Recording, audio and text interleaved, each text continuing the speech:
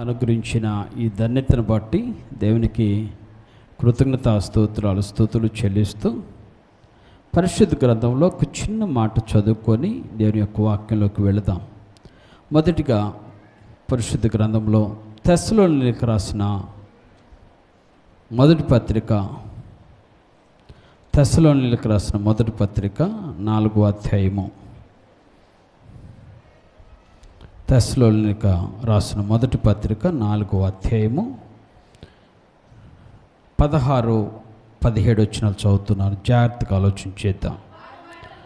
ఆర్భాటంతోనూ ప్రధాన దూత శబ్దముతోనూ దేవుని బోరతోనూ పరలోకము నుండి ప్రభు దిగివచ్చును. క్రీస్తునందుండి మృతులైన వారు మొదట లేతురు. ఆ మీదట సజీవులమై నిల్చుండు మనము వారితో కూడా ఏకంగా ప్రభువుని ఎదుర్కొంటకు ఆకాశ మండలమునకు మేఘముల మీద కొనిపోబడుదుము.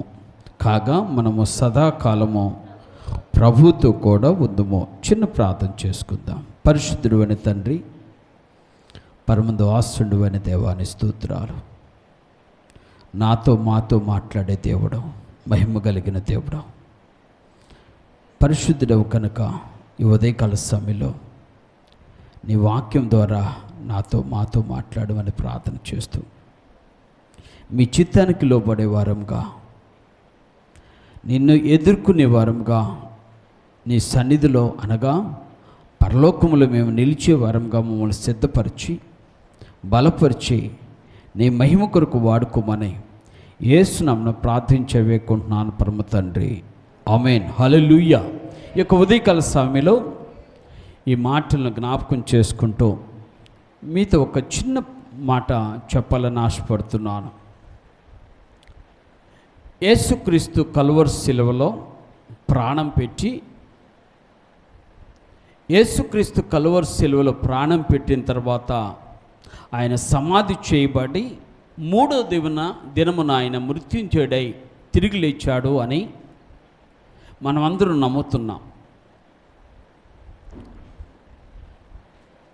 ఒకవేళ ఆ విషయంలో నువ్వు నేను నమ్మకపోతే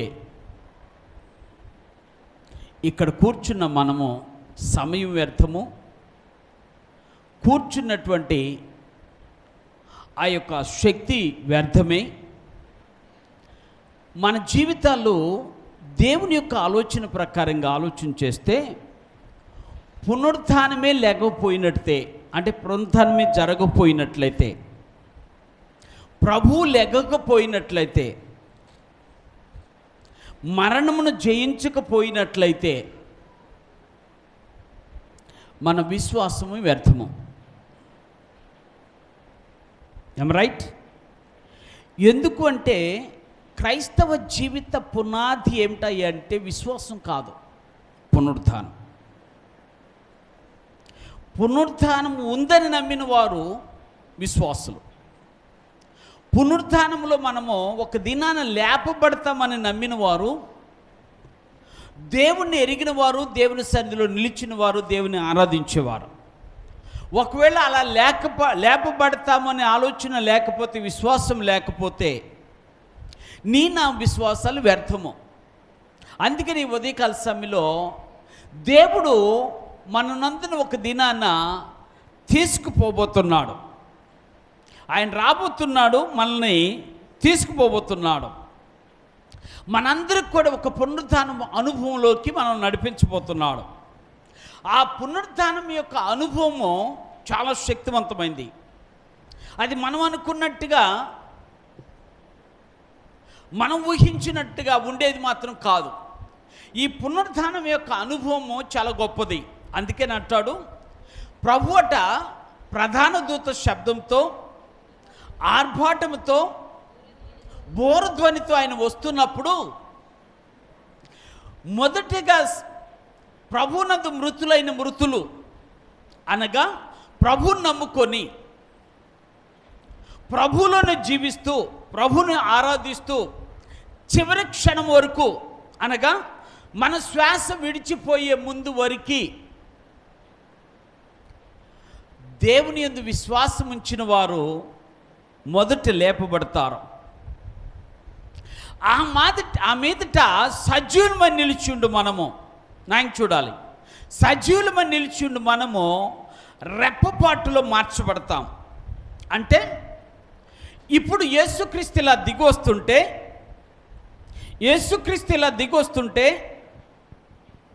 ఒక ప్రక్క నుంచి చనిపోయిన వారు లేపబడుతూ ఉన్నారు, మరొక ప్రక్కన సజీవమైన మనము మార్చబడుతూ ఇరువురు కలిసి యెహోవాను ఎదుర్కోబోతున్నాం.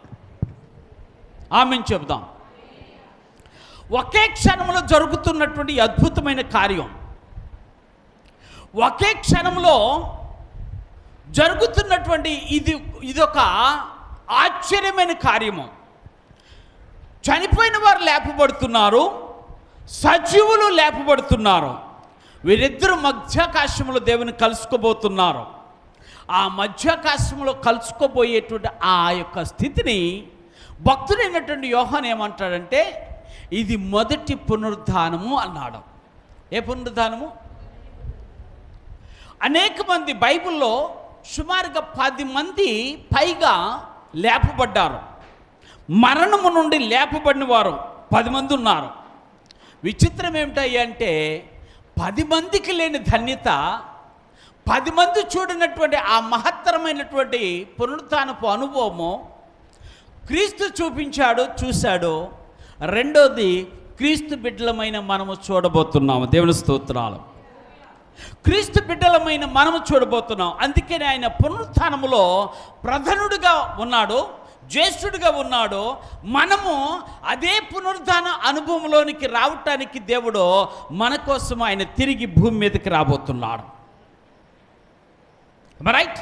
అందుకని ఈ పునరుత్థానం యొక్క అనుభవంలో, పునరుత్థానం యొక్క ఫలాన్ని కనుక మనం ఆలోచన చేస్తే, భక్తుడైన యోహాను గారు చెప్తూ ఒక మాట చెప్తూ అంటాడు, ఈ పునరుత్థానం యొక్క శక్తి ఎలాంటిదో, ఈ పునరుత్థానం యొక్క అభిషేకం ఎంత గొప్పదో, ఈ పునరుత్థానం యొక్క ఆశీర్వాదం ఎంత బలమైనదో, ఈ పునరుత్థానం యొక్క ఫలము ఎంత ఘనమైనదో తెలియచేస్తూ ప్రకటన గ్రంథం 20వ అధ్యాయము 6వ వచనంలో మాట చెప్తూ ఉంటాడు. జాగ్రత్తగా చదువుదాం ఆ వచనాన్ని.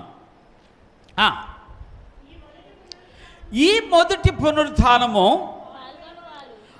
పాల్గొనువాడు ధన్యుడు,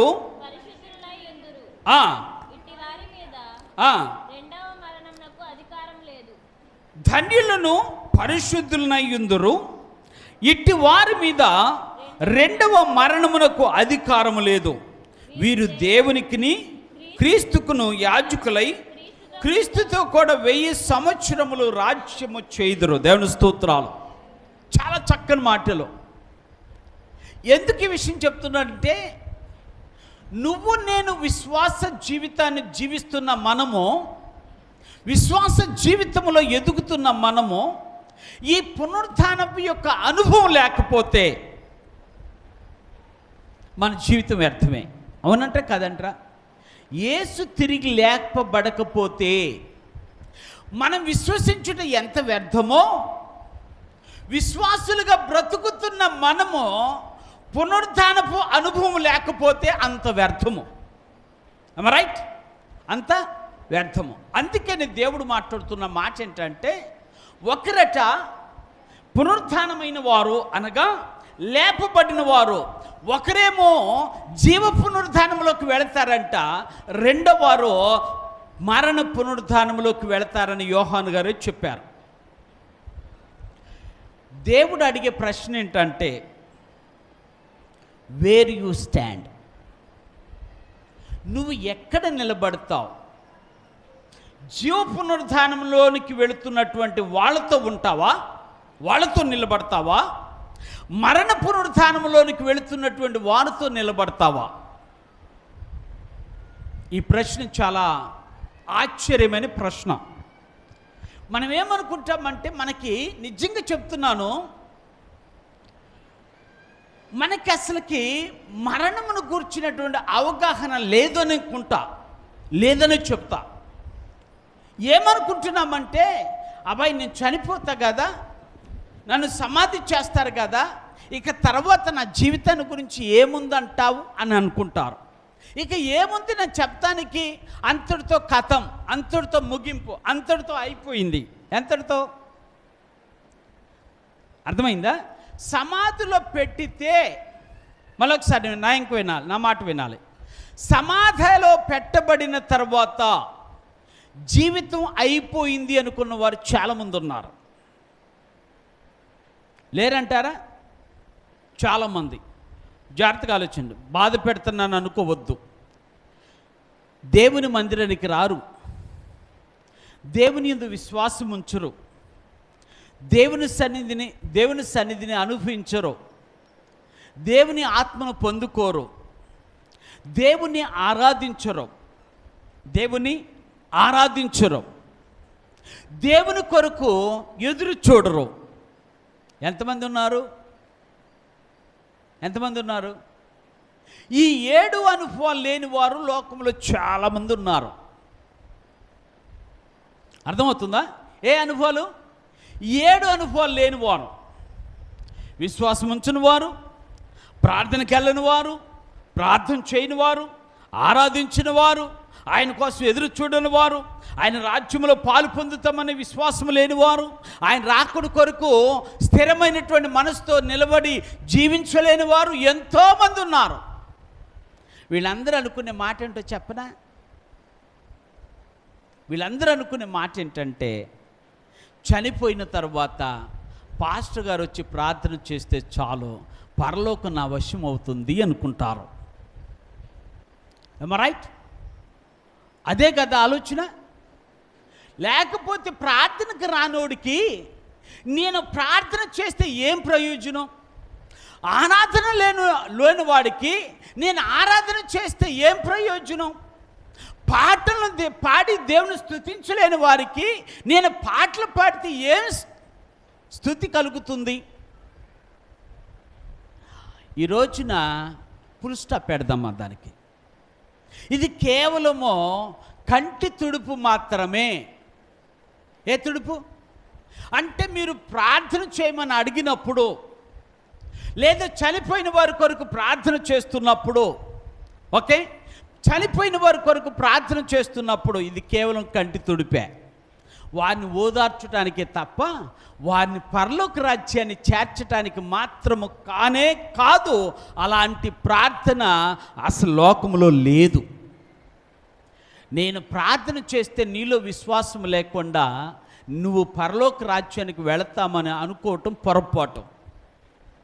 అందుకే చెప్తున్నా, మన మీద ఎంత భారము దేవుడు పెట్టున్నాడో, నశించిపోయే ఆత్మల పట్ల ఎంత భారమును దేవుడు మనకు అనుగ్రహిస్తున్నాడో, నశించిపోయే ఆత్మల పట్ల ఎంత బాధ్యత కలిగి ఉండాలని దేవుడు మాట్లాడుతున్నాడో ఈ ఉదయకాల సమయంలో.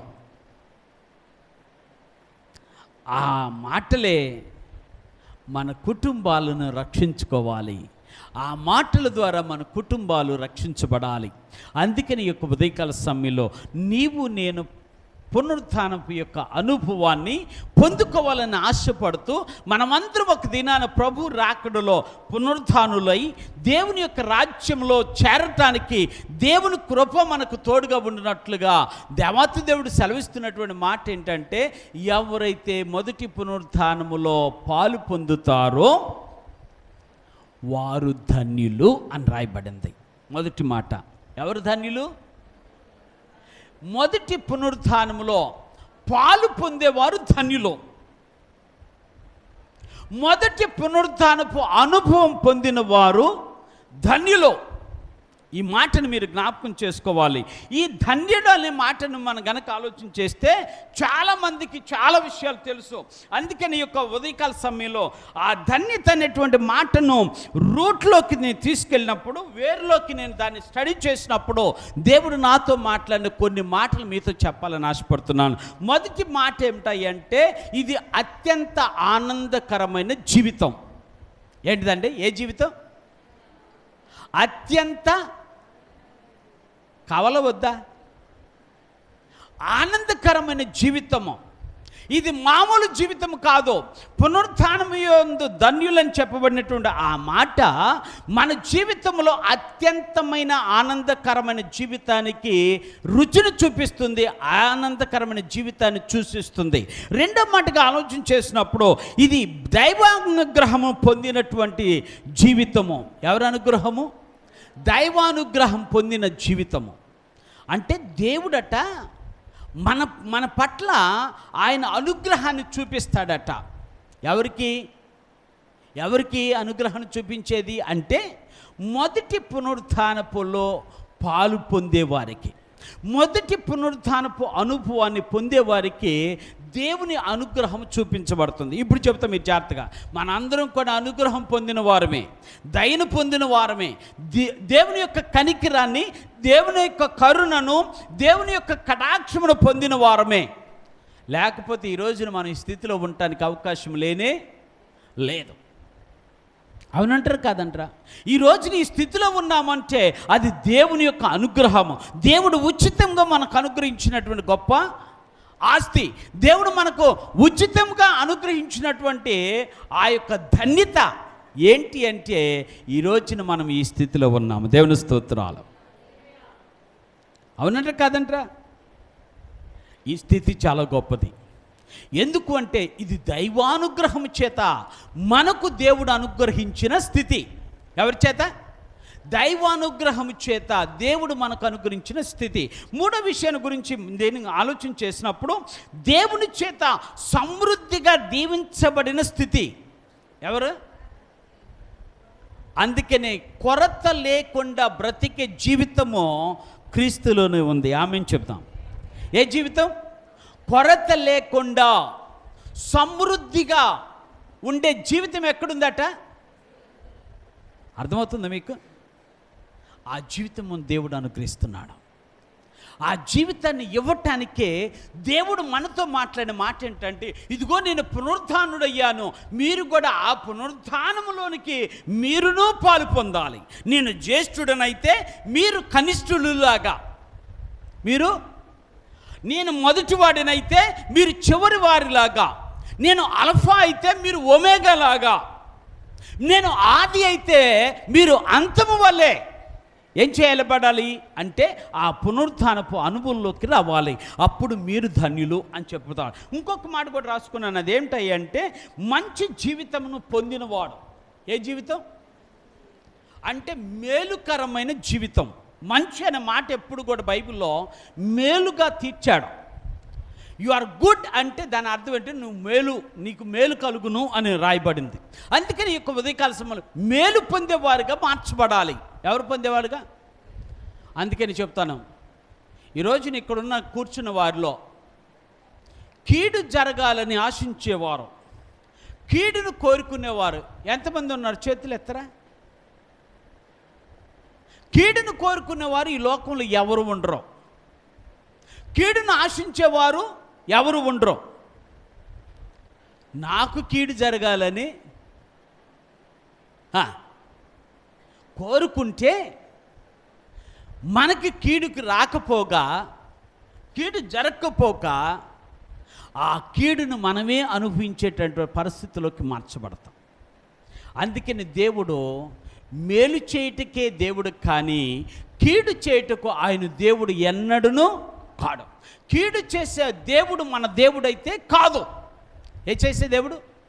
కీడు చేసే దేవుడైతే మన దేవుడు కాదు. అందుకని ఉదయకాల సమయంలో అలాంటి అనుభవంలోకి రావాలని, దేవుని యొక్క దీవెన మనం అందరం పొందుకోవాలని ప్రభు పేరట మనవి చేస్తూ ఈ యొక్క ఉదయకాల సమయంలో నీవు ధన్యుడిగా తీర్చబడాలి అంటే మొదటి పునరుత్థానములో పాలు పొందాలి. ఏ పునరుత్థానము? మొదటి పునరుత్థానములో యేసయ్య వచ్చినప్పుడు యేసుతో పాటు ఎత్తబడే బిడ్డలుగా మనమందరము ఉండాలని దేవుడు కోరుకుంటూ దేవుడు ఈ ధన్యతను గురించి మాట్లాడుతున్నాడు. అనుగ్రహం దొరుకుతుంది, మేలు దొరుకుతుంది, ఆనందం దొరుకుతుంది, ఆశీర్వాదం, సమృద్ధి అయిన ఆహారం, ఆశీర్వాదం దొరుకుతుంది. అన్ని విషయాల్లో నీవు ధన్యుడవు అని పిలువబడుతుంది. అందుకని ఒక భక్తుడు పాట రాస్తా అంటాడు, ధన్యము ఎంతో ధన్యము యేసయ్యను కలిగిన జీవితము. ఎంత ధన్యం! ఏ జీవితం? యేసయ్యను కలిగి ఉంటే, యేసయ్యను కలిగి ఉన్న జీవితము నీ జీవితం ఎంతో ధన్యమైన జీవితం. ఆ ధన్యమైన జీవితానికి పునరుద్ధానపు అనుభవం గనక జోడిస్తే ఇది మహాధన్యకరమైన జీవితం అవుతుంది, మహాధన్యక. అందుకని ఈ ఉదయకాల సమయంలో మనమందరము కూడా ఆ పునరుద్ధానపు యొక్క అనుభవంలోకి రావాలని ఆశపడుతూ దేవుడు చెప్తున్నటువంటి మొదటి మాట, మొదటి పునరుద్ధానం పొందిన వారు ధన్యులు అని రాయబడింది. రెండో మాట చెబుతా అంటాడు, వారట పరిశుద్ధులు అని రాయబడింది. ఒకసారి ఆ వచనం చదువుతాను. మొదటి పునరుద్ధానము పాల్గొని వారు ధన్యులను పరిశుద్ధులనై యుందురు అన్నాడు. ఎవరు మనం? నేను ఎప్పుడు చెప్తే ఈ మాట, కానీ మనం ఎవరు ఒప్పుకోము. మనం ఎవరు ఒప్పుకోము. ఇప్పుడు అడుగుతున్న మళ్ళీ అదే ప్రశ్న, మనలో ఎంతమంది పరిశుద్ధులు చేతులు ఎత్తరా? చూసారా? ఏ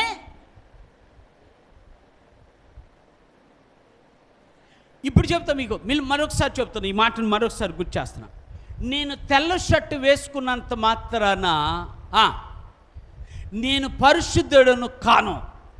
మీరు నల్ల షర్టు వేసుకున్నంత మాత్రాన మీరు పరిశుద్ధులు కాకపోరు. దేని బట్టి అంటే వస్త్రధారణ బట్టి డిసైడ్ అయ్యే పరిశుద్ధత కాదు. దేని బట్టి?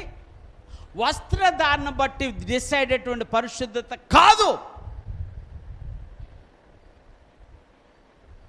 అందుకనే ఈ తెల్ల షర్టు వేసుకోవడానికి కారణం ఏమిటో చెప్తున్నా, జాగ్రత్తగా ఆలోచించాను.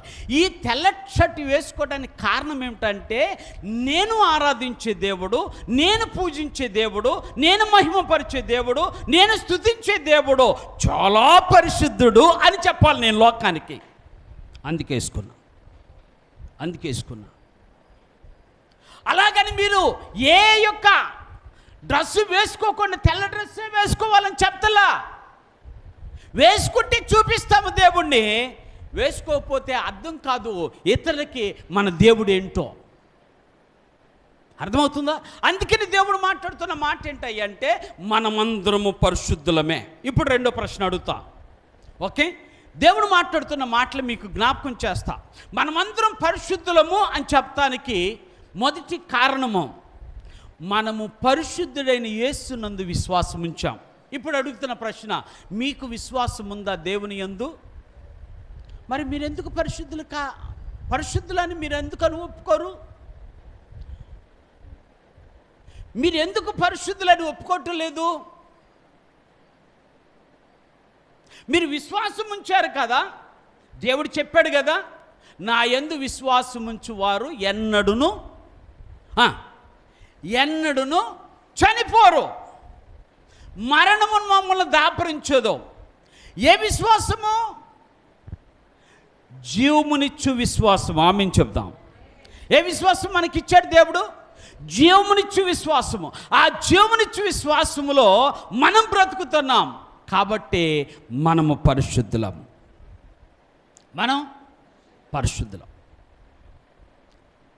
నువ్వు ఒప్పుకోలేకపోతున్నావు.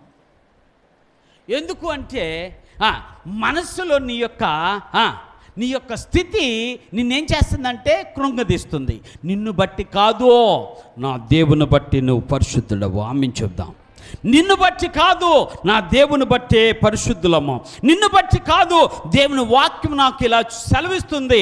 నేను యేసుక్రీస్తు యొక్క పరిశుద్ధతను పొందుకుంటున్నాను. ఆ పరిశుద్ధతలో నేను ఉండాలని ఆశపడుతున్నాను. అదే నన్ను పరిశుద్ధతలోకి. అందుకే ఇప్పుడు మీకు చెప్తా, మీకు చిన్న సైకాలజీ చెప్తా. మీ పిల్లల్ని కనుక మీరు మంచోళ్ళు అంటే, ముంచోళ్ళు కాదు, ఏంటి మంచోళ్ళు అంటే ఆ మాటకైనా వాడు కట్టుబడట. చిన్నతనం నుండే మీరు మంచోళ్ళు అని చెప్తేనట ఆ మాటకు కట్టుబడి, నన్ను మంచోడు అంది కదా మా అమ్మ, మా మంచోడు అన్నాడు కదా మా నాన్న, కాబట్టి నేను మంచోడు లాగానే. సైకాలజీ అది. మీరేమంటారు? సచ్చినోడో, బొంద, నిన్నెక్కడ బొంద పెడతారో. ఎవరిని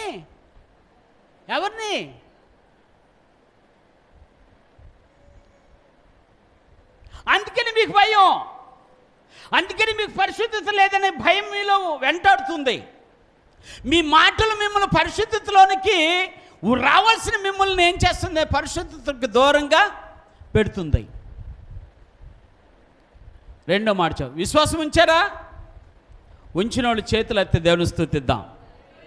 విశ్వాసం ఉంచితే మీరు పరిశుద్ధులు. రెండవది, యేసుక్రీస్తులో మీరు కడగబడ్డారా? కడగబడ్డా అన్నవారు చేతులు ఎత్తండి.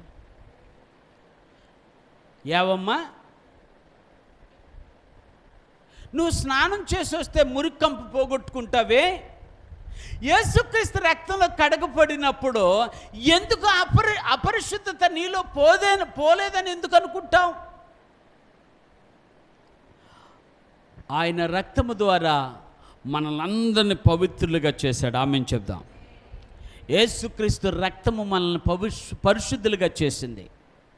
ఇప్పుడు నిన్ను బట్టి కాదు, ఆయన రక్తమును బట్టి మనమందరం పరిశుద్ధులమే. ఆమేన్ చెప్దాం. ఎవరి రక్తాన్ని బట్టి? ఇప్పుడు ధైర్యంగా చెప్తారా నాతో? నేను దేవుని చేత పరిశుద్ధపరచబడిన వాడును, నేను పరిశుద్ధుడని. నేను గుణమి చేసుకుని చెప్పండి అమ్మా. నేను పరిశుద్ధుడను, నేను పరిశుద్ధుడను. కారణం ఏమిటంటే నా ప్రభునందు విశ్వాసం ఉంచాను. రెండవది, నా ప్రభు యొక్క రక్తంలో కడగబడ్డాను.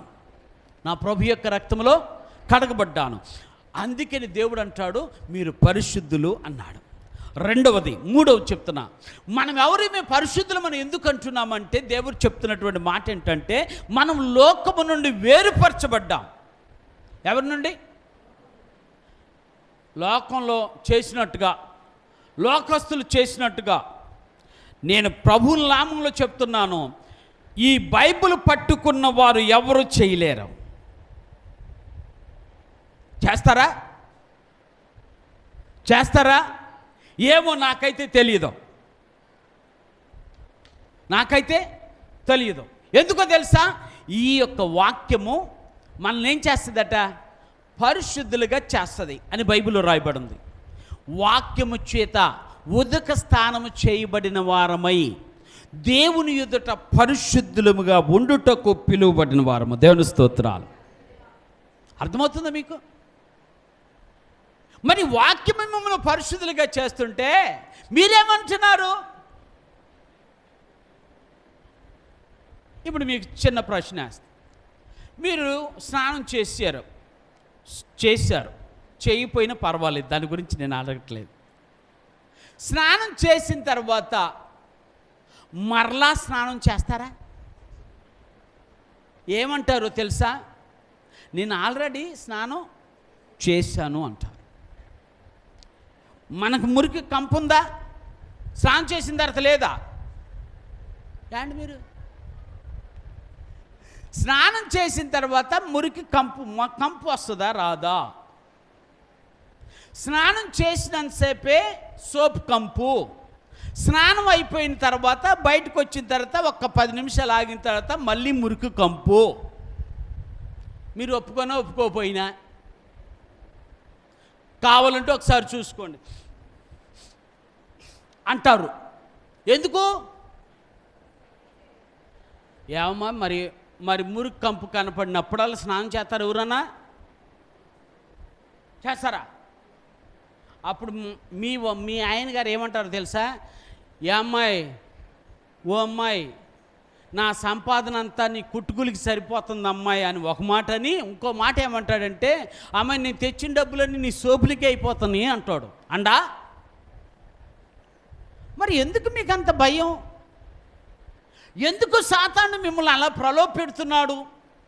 ఎందుకు సాతాను మిమ్మల్ని మీ యొక్క పరిశుద్ధత విషయంలో ఎందుకు సందిగ్ధం ఏర్పాటు చేస్తున్నాడు అంటే మీలో ఏముంది?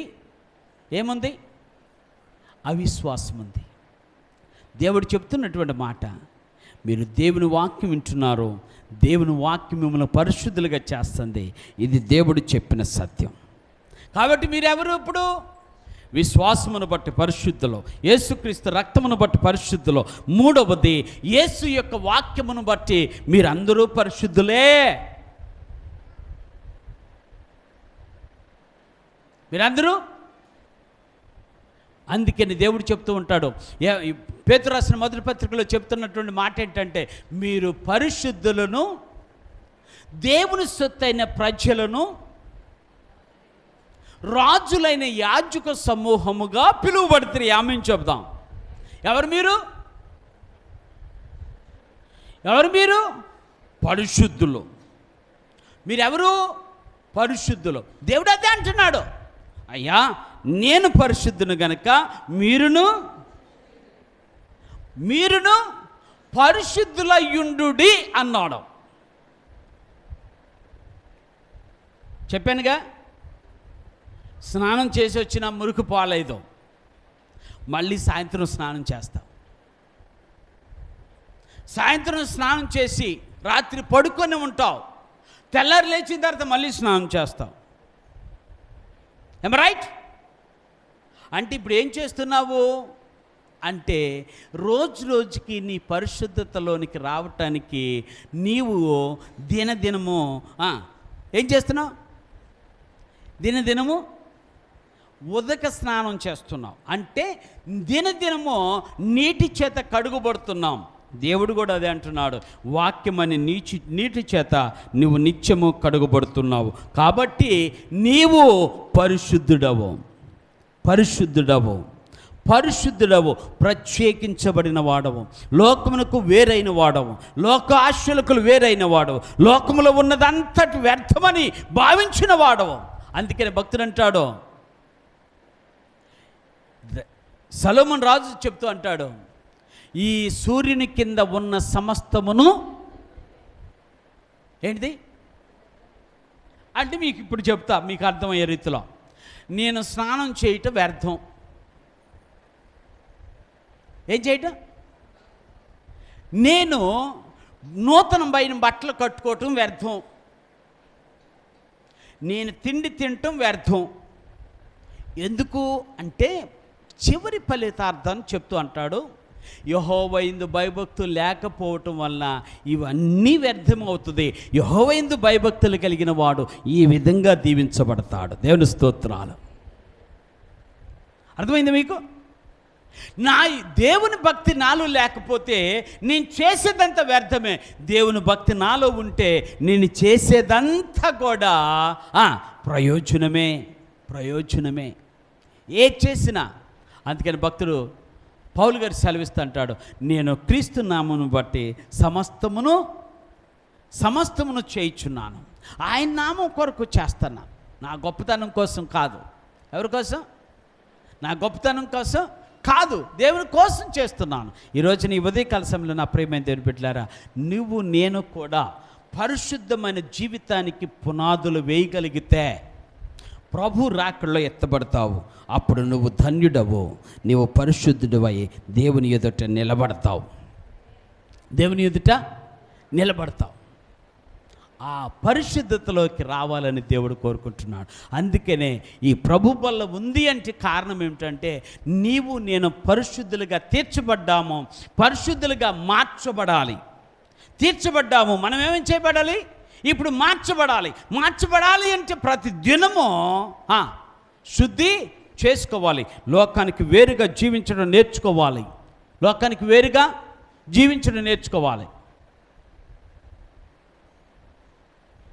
మనం అందరం కనుక అలా చేయగలిగితే ఒక దినాన ప్రభు మన యొక్క పరిశుద్ధతను గ్రహించి మనలో ఉన్న అపవిత్రతను తొలగించి ఆయన రాకడ కొరకు మనం సిద్ధపరచుకుంటాడు.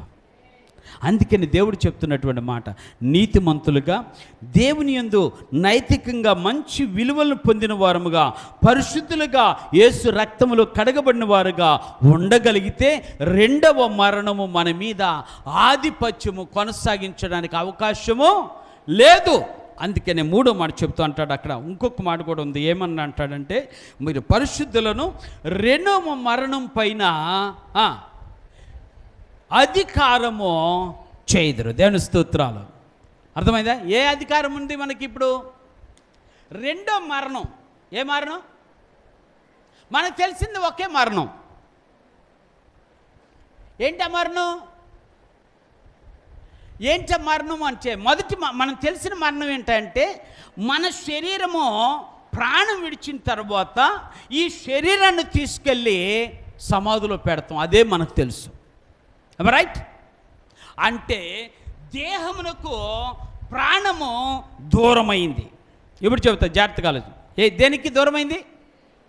దేహానికి ఏం దూరమైంది? ఇప్పుడు కట్టె మిగిలిపోయింది. కట్టె మిగిలిపోయింది. ఈ కట్టెకి ఏమి లేదు అంటే జీవము లేదు, ప్రాణము లేదు. ఈ కట్టెని నువ్వు కాల్చినా ఏంటి? ఈ కట్టెని నువ్వు కాల్చినా, ఈ కట్టెని తీసుకెళ్ళి సమాధిలో పెట్టినా, సమాధిలో కూడా నువ్వు పడుకోబెట్టినా ఒకటే, కూర్చోబెట్టినా ఒకటే. ఏంటి కాదా? ఈ కట్టెకి విలువ లేదు. ఎందుకు లేదు? ఎందుకు లేదు ఈ కట్టెకి విలువ? దీంట్లో ప్రాణం లేదు.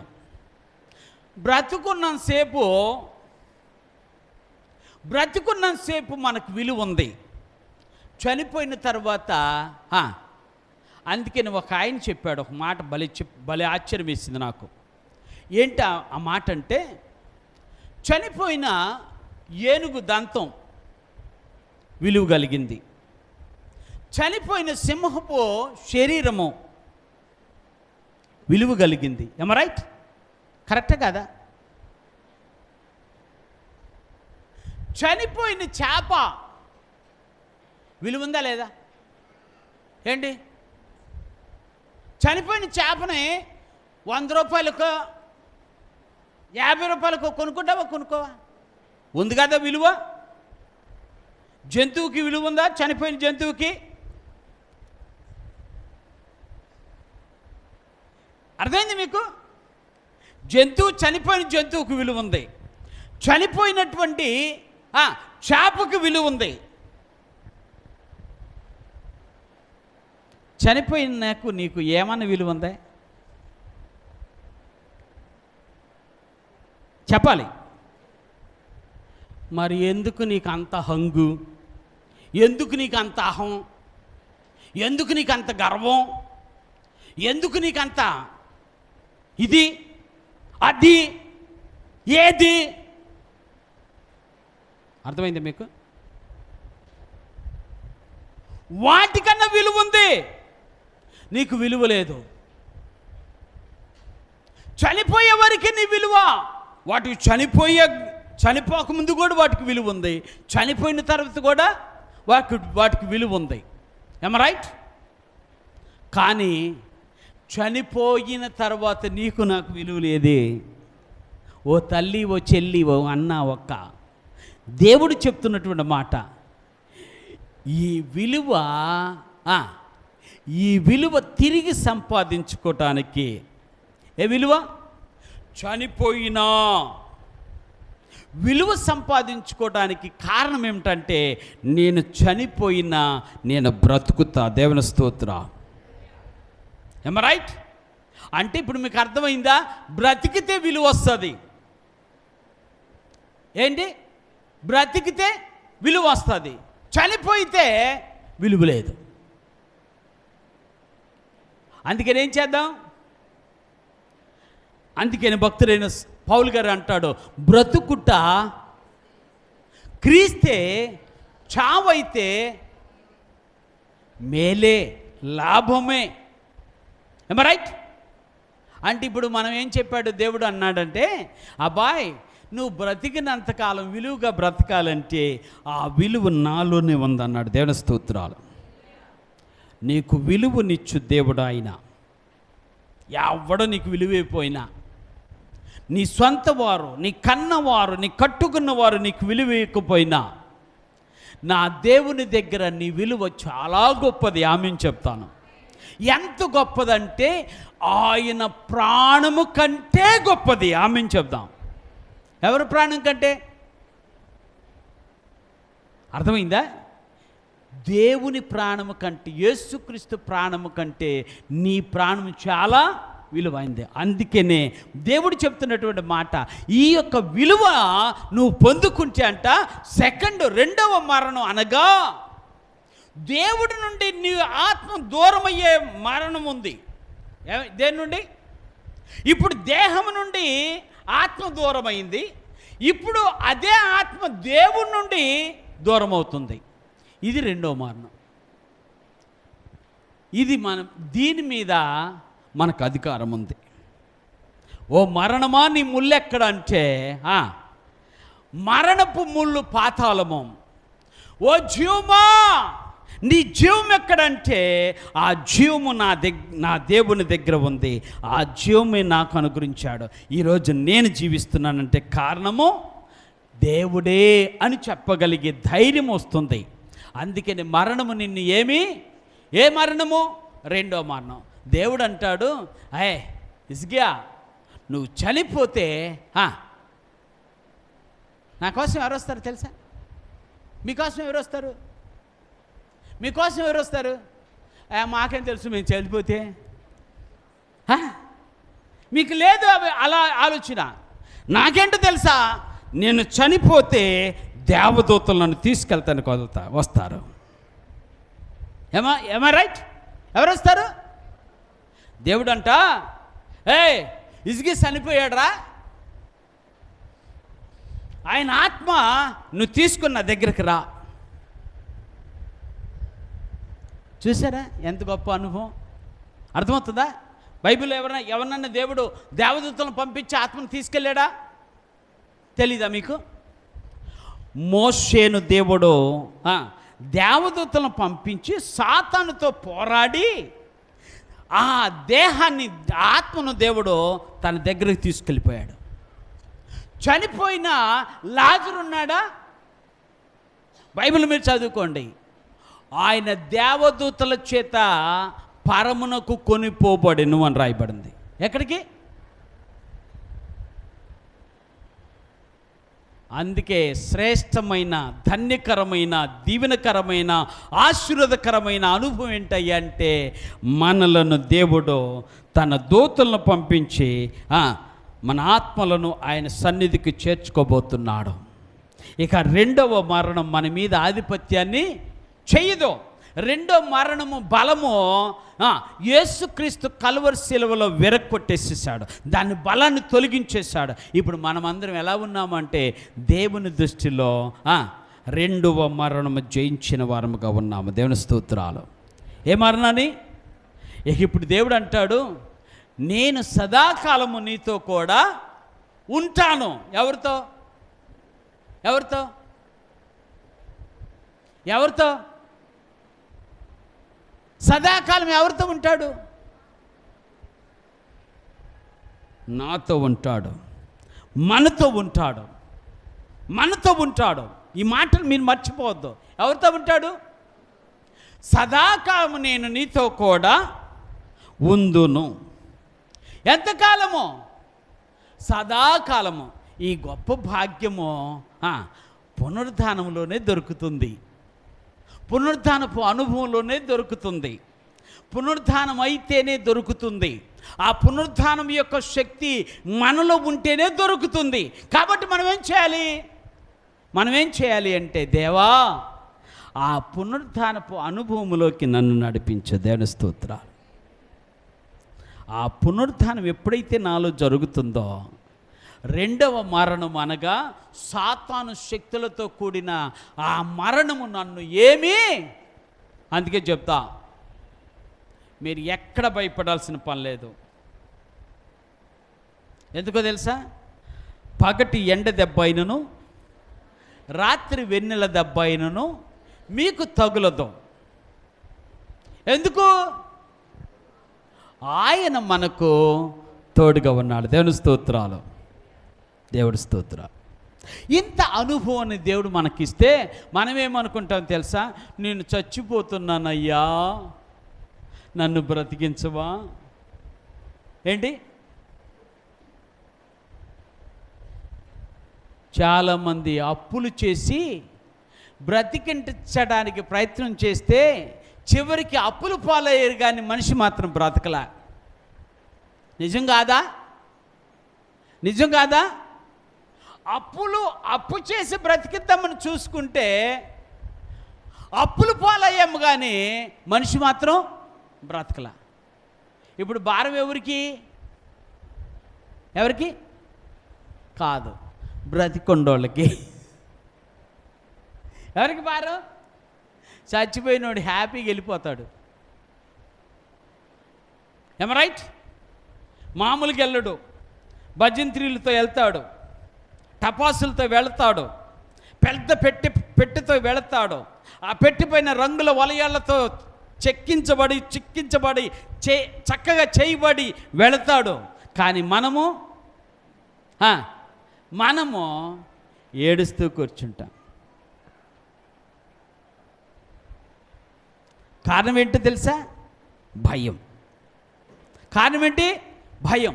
అందుకని ఈ ఉదయకాల సమయంలో దేవా నేను చూడాలి అందరూ, నేను చేయవలసిన ప్రార్థన ఏంటంటే, దేవా నా బిడ్డలు అప్పులు పాలు కాకుండా నా గురించి నేను ఎలాగ ఉన్నానో అలాగనే నీ సన్నిధికి చేరాలి. దేవుని స్తోత్రాలు. ఎవరిని ఇబ్బంది పెట్టకూడదు ప్రభువా. ఏ బిడ్డని ఇబ్బంది పెట్టకూడదు.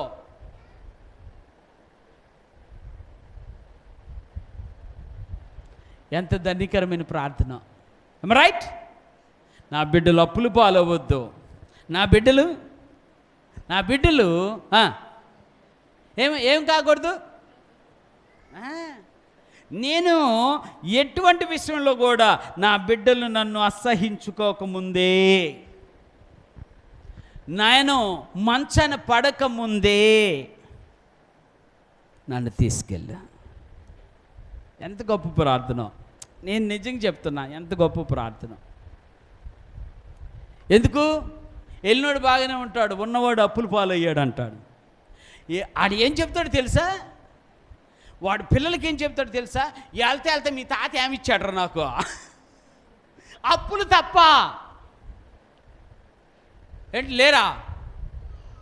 చెప్తున్నారండి, లోకంలో ఉన్నది చెప్తున్నా. అప్పులు ఇచ్చి వెళ్ళిపోయాడురా. అందుకని నేను కూడా ఆయన ఇచ్చిన వాటికంటే కొంచెం ఎక్కువ చేసి నీకు ఇస్తున్నా పో అంటే, ఇప్పుడు ఆడేమంటాడు చెప్పండి ఒకసారి? ఆడేమంటాడు? నీ దండం పెడతా అంటాడా? అంటాడు. అందుకే చెప్తున్నా, దేవుని సందులో నీవు దేవుని చేత ఏర్పరచబడిన దానవు కాబట్టి నీవు ధన్యకరమైన, దీవెనకరమైన, ఆశీర్వాదకరమైన పునరుద్ధానపు అనుభవంలోకి రావాలి. మరణము, ఏ యొక్క మరణము కూడా నిన్ను ఏమీ అధికారము చేయకుండా ఉండాలి అంటే నా దేవుడు నాకు తోడుగా ఉన్నాడన్న విశ్వాసము నాలో రగిల్చాలి. అందుకే ఆయన అంటాడు, ఇంకొక మాట చెప్పి నేను ముగిస్తున్నాను. చివరి మాటగా ఆయన అంటాడు, వీరు నాతో కూడా, చదవండి, దేవునికి క్రీస్తునకు యాజకులై క్రీస్తుతో కూడా 1000 సంవత్సరములు ఆమేన్ చెబుదాం. ఏం చేస్తారట?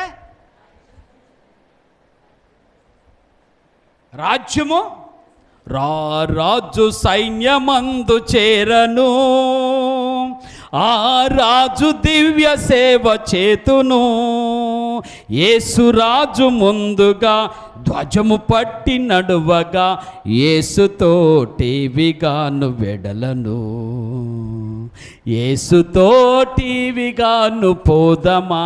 ఎట్లా? అప్పుడు నువ్వు ఎలా నడుస్తావు తెలుసా? యేసై వెనకాల అన్నట్టు నడుస్తావు. అంత ఆనందకరమైనటువంటి జీవితం, ఆశ్చర్యకరమైన జీవితం.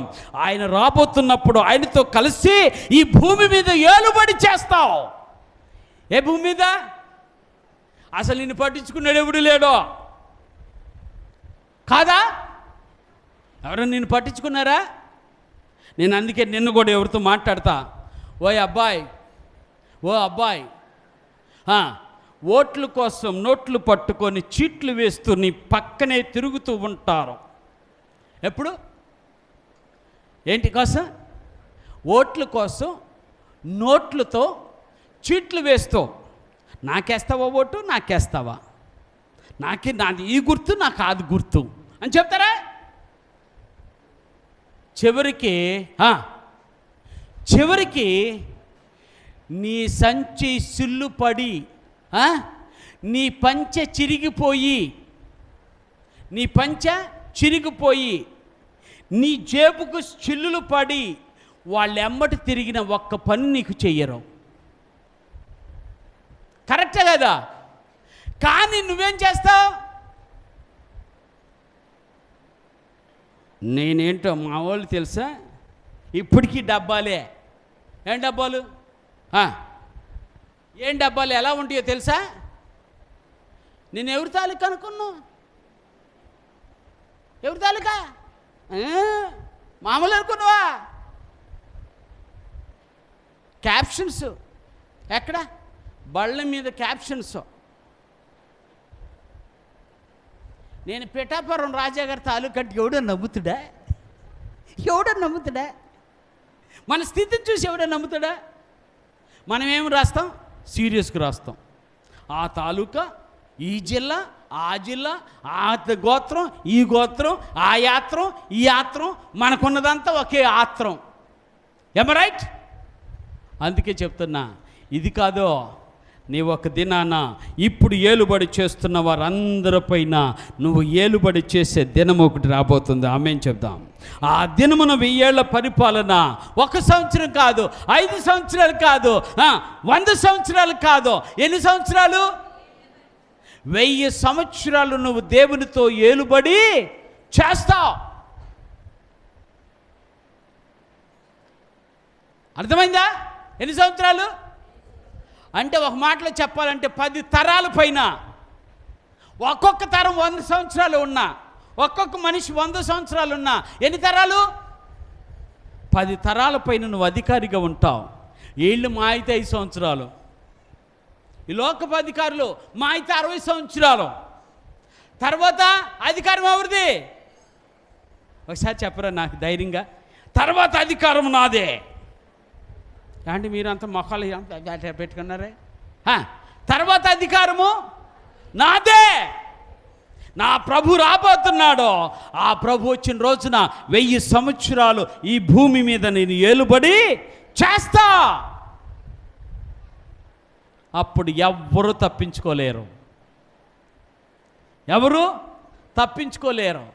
నన్ను తిట్టినవారు, నన్ను కొట్టినవారు, నా మీద నింద వేసినవారు, నా పైన చిన్న చూపు చూసినవారు, నన్ను అసహించుకున్నవారు, నన్ను ఆలస్యం చేసినవారు, నన్ను అజాగ్రత్తగా చూసినవారు, వారందరి పైన ఒక దినాన నేను ఏలుబడి చేయబోతున్నా. అప్పుడు అంటావు, యేసు రాజుగా వచ్చుచున్నాడు, భూలోకమంతా తెలుసుకుంటారు. ఎవరు? ఆ రాజు. నీ రాజయ్యుంటే నువ్వెంత ధన్యుడవో. ఆ రాజు ఏలుబడిలో నువ్వుంటే నువ్వెంత ధన్యుడవో. ఆ రాజు ఏలుబడిలో రారాజుగా వస్తూ ఉంటే, ఆ రాజు నీకు రాజ్యమునిస్తూ ఉంటే, ఆ రాజ్యము పైన నువ్వు ఏలుతూ ఉంటే నువ్వెంత ధన్యుడవో. అంత ధన్యత దేవుడు ఇవ్వాలని చూస్తే నువ్వేమంటున్నావు తెలుసా? నాకొద్దులే బాబు, ఈ 60 సంవత్సరాలు, 70 సంవత్సరాలు, 100 సంవత్సరాలు, 110 సంవత్సరాలు చక్కగా హ్యాపీగా నేను నా కుటుంబంతో బ్రతికితే చాలు అనుకొని దేవునికి దూరంగా బ్రతుకుతున్నావేమో. అది ఇప్పుడు కుదరదు.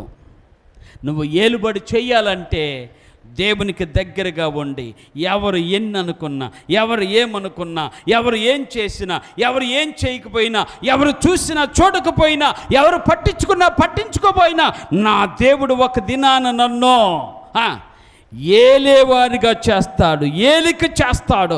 ఆ దినం కోసం ఎదురు చూస్తానన్నవారు మీరందరూ కళ్ళు మూసుకొని ఒక్కసారి దేవుని వైపు చూస్తూ ఈ ఉదయకాల సమయంలో ఒక చిన్న మాట చెప్దాం. అయ్యా, ఇంత ధన్యత ఉందా? నీ బిడ్డలమైన మేము